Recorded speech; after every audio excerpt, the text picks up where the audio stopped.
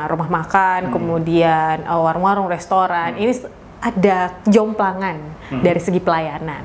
Bahwa makanan enak, makanan bisa enak nih, tapi kemudian bagaimana mereka melayani pelanggannya. Cafe mungkin sudah ada upgrade karena mereka kemudian mendapatkan training, restoran pun demikian, tapi bagaimana kemudian dengan rumah makan yang kemudian sudah booming ataupun sudah menjadi legenda di Kota Makassar, tapi kemudian ini agak jomplang dengan pelayanannya tetap. Ya, jadi memang kadang-kadang seperti ini, ya, pemilik-pemilik restoran itu kurang memperhatikan tenaga kerja yang dia gunakan di restorannya, ya. Jadi dia hanya meng-hire, saya mohon maaf, apakah UMR atau UMP-nya sesuai atau tidak. Yang penting kan orang sekarang butuh kerja. Nah, seharusnya setiap restoran, setiap rumah makan atau apapun namanya, kalau dia meng-hire karyawan, sebelum mereka bekerja, dia itu harus di training.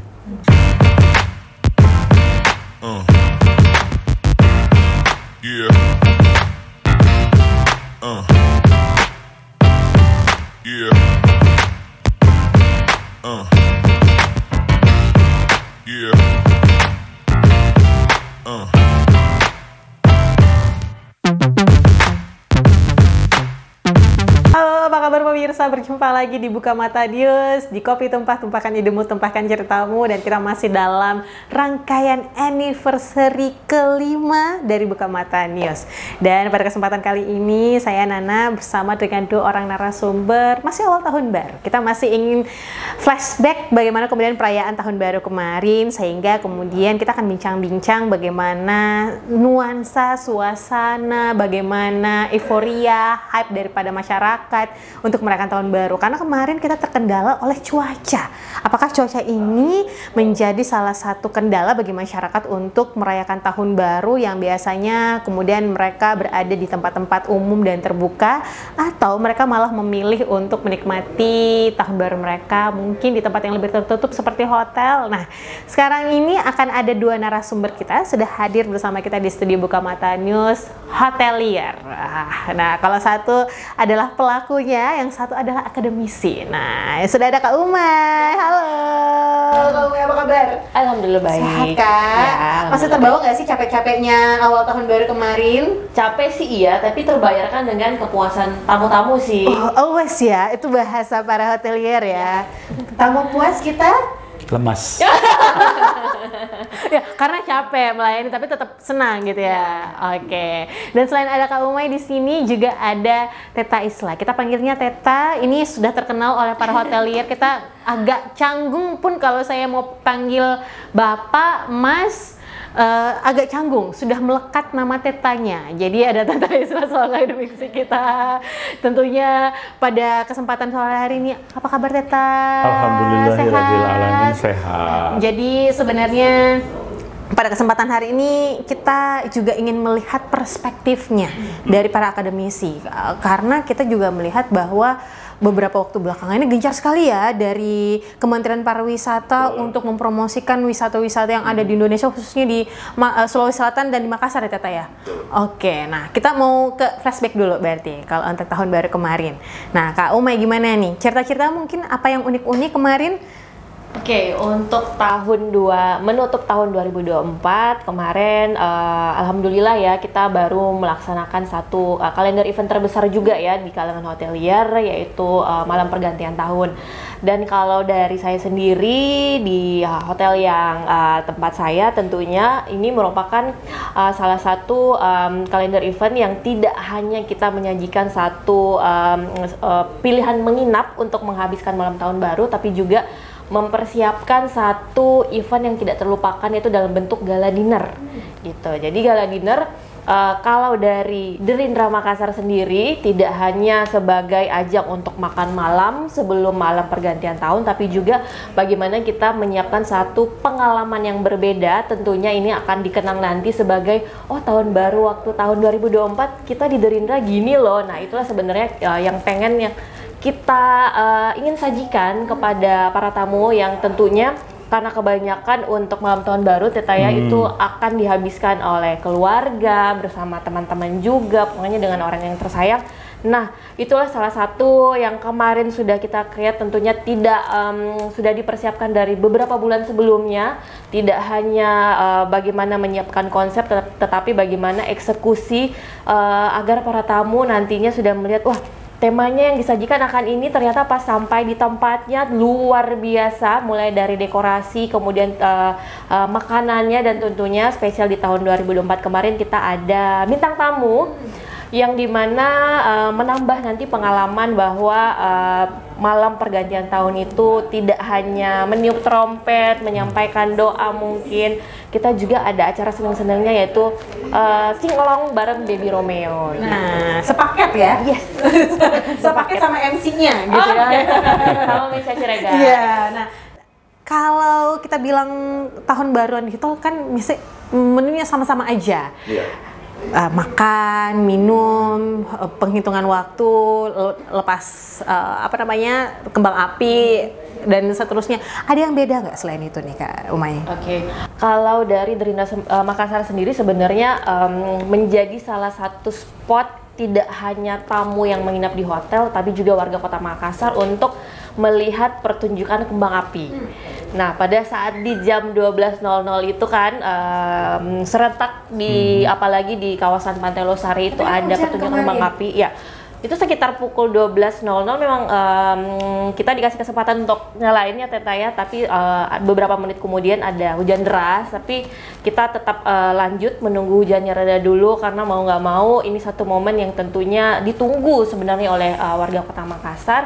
Dan alhamdulillah pertunjukan kembang apinya pun berjalan dengan lancar. Memang ada terkendala hujan, tapi hujannya cuma rintik-rintik sebentar, kita jalankan lagi. Dan tentunya kenapa saya bilang tadi merupakan salah satu spot kembang api, karena pada saat itu kita lihat lokasi Derindra kan yang tinggi, kemudian juga di daerah Pantai Losari ataupun juga di kawasan Metro Tanjung Bunga itu tentunya menjadi satu spot yang indah untuk melihat kembang api. Jadi itu sih yang sebenarnya tidak hanya tamunya saja yang menginap, tapi juga warga Kota Makassar banyak yang ngetek ya, ataupun juga kita juga udah repost pertunjukan kembang api yang direkam dari jauh, dari daerah manapun. Itu salah satu venue-nya dari Makassar gitu. Waduh, luar biasa. Dan ini juga menariknya media sosial juga digalakan oleh Derindra juga ya. Merasakan antusiasme warga Kota Makassar. Oke, ini tahun baru, perpindahan dari tahun 2024 ke 2025. Kita melihat berapa persen kamar waktu kemarin? Untuk okupansi sendiri di malam tahun baru, tentunya warga Kota Makassar kita lihat antusiasmenya sangat besar ya, di mana memang untuk keterisian sendiri sudah mencakup 100% angkanya. Berarti ini kita melihat bahwa daya belinya, kemudian juga satu momen yang besar juga tentunya dimanfaatkan untuk warga Kota Makassar bisa menikmati malam itu. Kita bisa bilang harganya Derindra enggak kecil. Ini berarti bahwa memang apa yang ditawarkan oleh Derindra ini masih bisa disanggupi oleh baik itu masyarakat Kota Makassar ataupun mungkin dari luar Kota Makassar. Teta sendiri melihat bagaimana sih, walaupun kemarin sempat masyarakat agak takut untuk berbelanja, sudah didorong oleh pemerintah untuk terus berbelanja. Kita lihat di tahun baru ini paketnya Derindra habis gitu tadi. Ya, jadi seperti masyarakat lainnya ya, saya sendiri bahwasanya pergantian tahun itu suatu hal yang luar biasa, dan bersyukur kita masih bisa melakukan pergantian tahun karena ada beberapa teman-teman kita sudah tidak sempat lagi untuk pergantian tahun, sehingga pergantian tahun itu seyogyanya dimaknai bahwasanya kontemplasi, kemudian membuat rencana-rencana yang lebih optimis, lebih baik lagi di tahun 2025 ini. Tentu saja kita tidak bisa menafikan ekonomi yang tidak mudah ya, sedikit ya you know lah ya, yang terakhir kan yang 12% itu ya menjadi 12%, bukan menjadi naik menjadi 12% ya, tetapi bahwasanya momen tahun baru itu adalah momen untuk kontemplasi, momen untuk membuat rencana di tahun 2025, sehingga kita sebagai masyarakat Kota Makassar ataupun masyarakat dunia itu seolah mengerahkan semua kemampuan yang dia miliki agar bisa merayakan melepas tahun kemarin dan menumbuhkan optimisme untuk menyambut tahun 2025. Saya melihatnya seperti itu.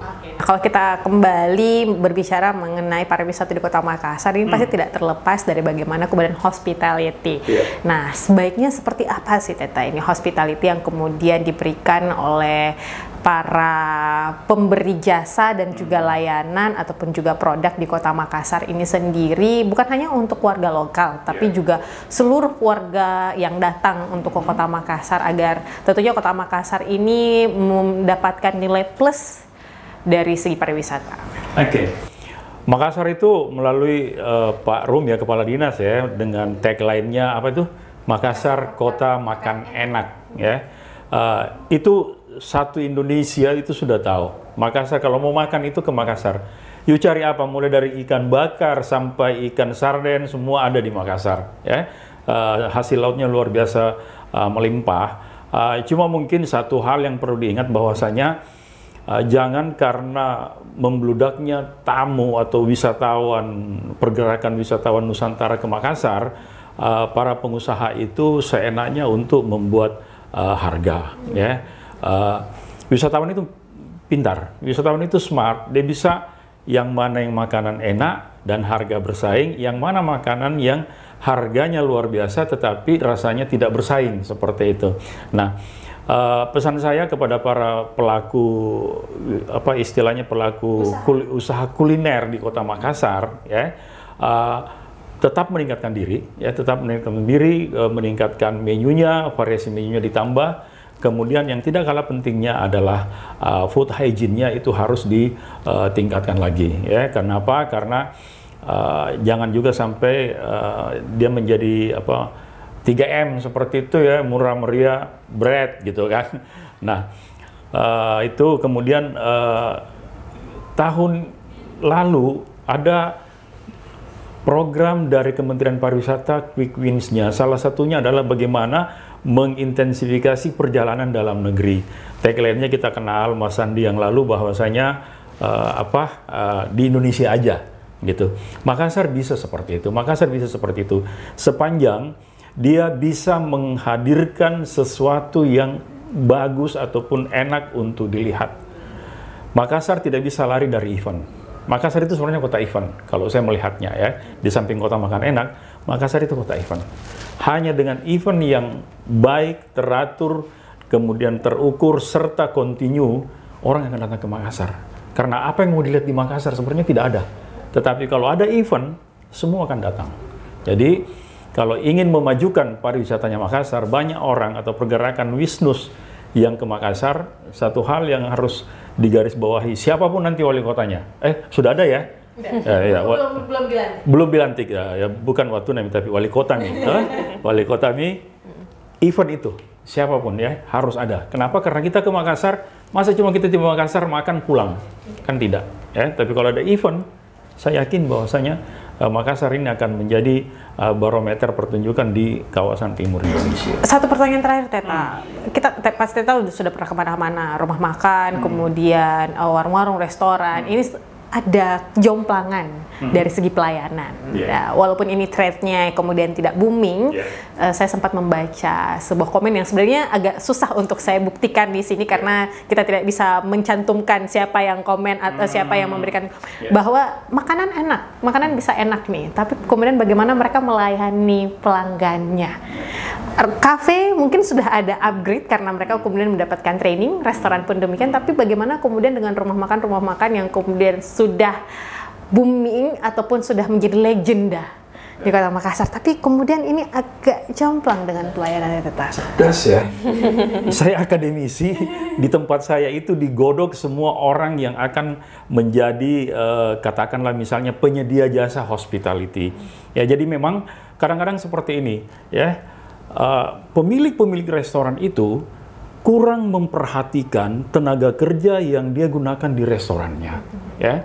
Jadi dia hanya meng-hire, saya mohon maaf, apakah UMR atau UMP-nya sesuai atau tidak. Yang penting kan orang sekarang butuh kerja. Nah, seharusnya setiap restoran, setiap rumah makan atau apapun namanya, kalau dia meng-hire karyawan, sebelum mereka bekerja, dia itu harus di training. Ya. Harus diperkenalkan bahwasanya yang kamu layani ini adalah manusia, bukan robot, Anda juga bukan robot, sehingga hubungan antar manusianya itu bisa bagus. Nah, kembali lagi ke attitude. Ya. Kita orang Makassar, orang Bugis Makassar tidak susah belajar attitude, karena memang kita kan ada sipaka tahu, sipaka lebih, sipaka ingat. Cuma mungkin karena dia masih sangat muda, kemudian menjadi karyawan restoran atau hotel, sehingga attitude itu masih harus ditata. Ya, kita tidak tahu latar belakang pendidikannya kan, tapi kalau misalnya dari sekolah saya, maaf saya promosi saudara-saudara, tapi kalau dia dari Poltek Makassar, saya yakin bahwasanya attitude-nya sudah tertata.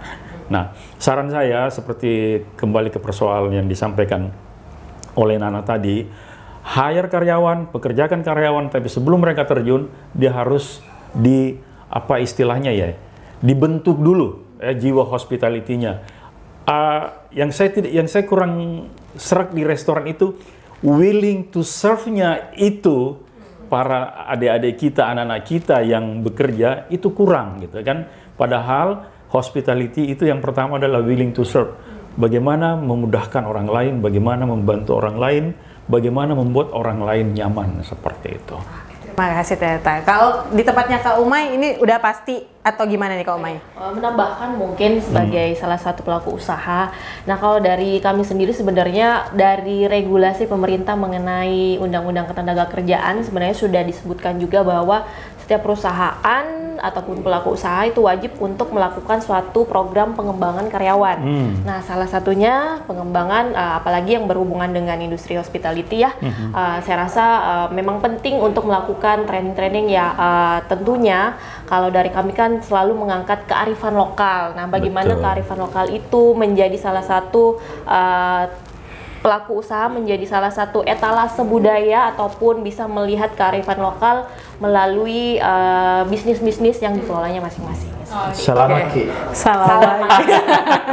Terima kasih Kak Umay, terima kasih Teta sudah bersedia hadir di sini. Bincang-bincang singkat kita ini hanya ingin juga melihat bagaimana kemudian pemirsa dan juga masyarakat Kota Makassar ini akan menikmati Kota Makassar di tahun 2025 yang akan datang dengan berbagai event, kemudian dengan berbagai pelayanan dan juga kenikmatan hospitality yang ditawarkan oleh Makassar untuk Anda. Saya Nana Jamal, terima kasih, sampai jumpa.